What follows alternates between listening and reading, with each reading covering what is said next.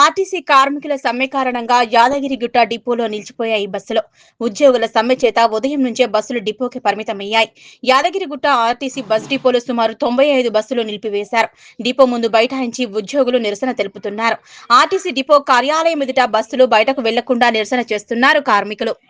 RTC కార్మికులు గత 15 సంవత్సరాలుగా పోరాటంలో వివిధ మా సమస్యలను తెలియపరిచి ఇంతవరకు ప్రభుత్వం, గత ప్రభుత్వం అయితేంది, నేటి ప్రభుత్వం అయితేంది, మొండి వైఖరి అవలంబించి నాడు 55 రోజుల సమ్మె కాలంలో 40 మంది కార్మికులను కోల్పోయి అదే రోజు అణగదొక్కినాక తర్వాత ప్రభుత్వం ఈ సమస్యలు తీరుస్తాము, ఓ కమిటీ ఇస్తామని తెలియపరచడం జరిగినది. ఆ గవర్నమెంట్ చివరి నిమిషంలో మాకు డేట్ ఆఫ్ అపాయింట్మెంట్ ప్రభుత్వ విలీనం ప్రకటించి కొద్ది పర్సెంటేజ్ ఆపిపోయినది.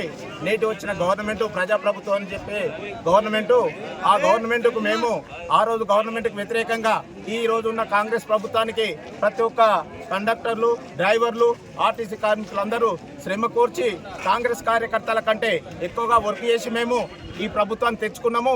ఈ ప్రభుత్వం అయినా మాకు న్యాయం చేకూరుస్తుందని అనుకున్నాము. కానీ ఈ ప్రభుత్వం కూడా 2.5 సంవత్సరాలకెళ్ళి మొండి వైఖరి అవలంబిస్తూ రోజంతా పనిభారం పెంచుతూ నేడు తెలంగాణ వచ్చినప్పుడు మనకు 55,000 కార్మికులు ఉంటే ఈరోజు 39,000 కార్మికులకు తగ్గినాము. ఆ మొత్తం పనిభారం మేము పెంచుతూ మాకు కావాల్సిన ఒక డేట్ ఆఫ్ అపాయింట్మెంట్ ఇస్తామని భగవద్గీత లాంటి పార్టీలు మాకు ప్రకటించే భగవద్గీత లాంటి మేనిఫెస్టోలో మాకు అవి పెట్టినది. ప్రభుత్వ విలీనము, 2 PRCలు, కార్మికుల సమస్యలు అన్నిటిని తీస్తామని చెప్పినది. 3 సంవత్సరాలు వచ్చినా వాళ్ళు ఆ రోజు చెప్పిన మాటలే వారు వీధి వీధిన గల్లి గల్లిన మాతోటి ఆ రోజు పోరాటంలో పాల్గొని మేము మీకు న్యాయం చేకూరుస్తామని చెప్పి ఈరోజు అదే మాట తెప్పదాటేస్తూ కొంత కోరుకున్నా ఇస్తలేరు. కాబట్టి ఈ పరిస్థితి మళ్ళీ మేము సమ్మెకు పోవాల్సిన సమయం వచ్చినది.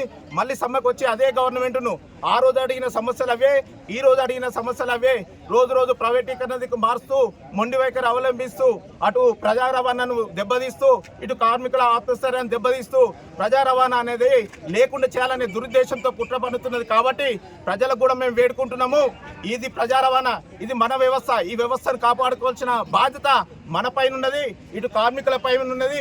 ఇది బడుగు బలహీనాల వ్యవస్థ కాబట్టి దీన్ని కాపాడుకోవాలంటే ప్రజలందరూ ముందుకు రావాలి. అలాగే గవర్నమెంట్కు మేము హెచ్చరిస్తున్నాము, తెలియపరుస్తున్నాము. మేము మొన్నటి వరకు మీ అంటేనే ఉండి మేము పోరాటం చేసిన వ్యక్తులము. మన గవర్నమెంట్, మన ప్రజాప్రభుత్వం రానికి అహర్నిశలు కృషి చేసినాము. కాంగ్రెస్ కార్యకర్తల కంటే ఎక్కువ మేము సైనికుల వల్లే పాటుపాటు చేసినాము. కాబట్టి మేము అడిగేది ఇది బలిసిన పోరాటం కాదన్నా, మేము బతుకు పోరాటము. మేము బతకలేకపోతున్నాము. ఈ 20 గంటల డ్యూటీలతోటి కార్మికుల రిక్రూట్మెంట్ లేక బతకలేకపోతున్నాము. కాబట్టి రోజు రోజు ప్రైవేట్ వెహికల్స్ వస్తున్నాయి, వ్యవస్థ వస్తున్నది. మాకు ప్రభుత్వం కలిపి 2 PRCలు ఇచ్చి మమ్మల్ని పొట్టలో పెట్టుకొని మమ్మల్ని అందరినీ నీ బిడ్డల లెక్క చూసుకోవాలని కోరుతున్నామన్నా. ఇది మేము విధంగా నిర్ణయిస్తున్నాము.